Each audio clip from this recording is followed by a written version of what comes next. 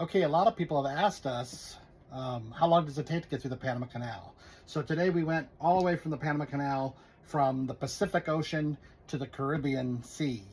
And we got to the first set of locks, which was the Miraflores locks in the Pacific Ocean, about 7:45. Yeah. And then the second set of locks, which is called Pedro Miguel, was probably around 9:45.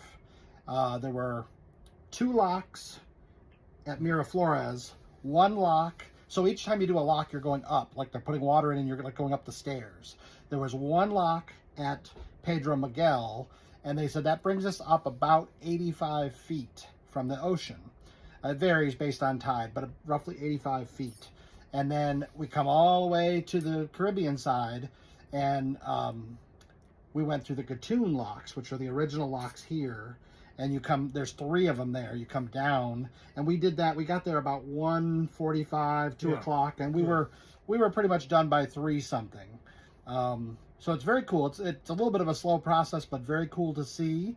You pull in, they hook these train mules up to the side of the ship that help guide you through.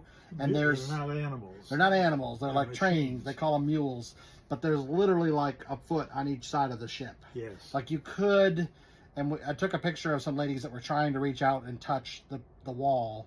And then they made the announcement to please don't reach out and try to touch the wall. After I did not do it, but somebody else did it. I took their picture. They're probably watching on camera. Probably they were the reason for the announcement. But we at one point we went down on deck 5, which is the promenade deck. And that would normally be about 4 or 5 stories above the water. And it comes down to ground level where we, if you had to, you could have jumped out and been on land very easily. So the dining room, which is on deck 4. Yeah, where we had lunch, we posted a picture earlier today of us with a nice window view. That would have been completely below the concrete. It would have been very dark at that point. Because what you do is you pull into the lock, and you're at a certain height, and then the water gets let out, you go down a step, and so that last set of locks, the Gatun locks, we did like 3 stair steps out. Very amazing process, and it's one that's getting more rare. Not a lot of ships can do it anymore because water is, the fresh water that feeds the locks is from Gatun Lake and other sources is becoming scarce. So we're told that it takes 58 million gallons of fresh water to run the locks. And the newer locks, some of the there's 2 sets of locks all the way across. The newer ones are bigger, and the newer ones cut that in half. They save some of the water and reuse Save some of the water, but the older locks, you're always mixing the fresh water in with the salt water or vice versa.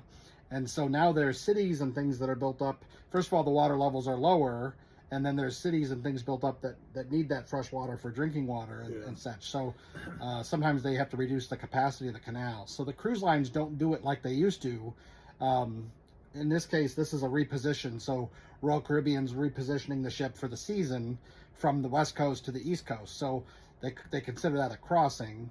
We came from Los Angeles, and we're going to end in Tampa. And then it'll stay in the Caribbean till, after the season. And then next year it'll go back to the Pacific Ocean and do Alaska and stuff again. So we could see Panama City in the distance this morning, and it's like Miami. It's that was huge. quite the large city out on the West Coast. Panama City was very big. High-rise buildings.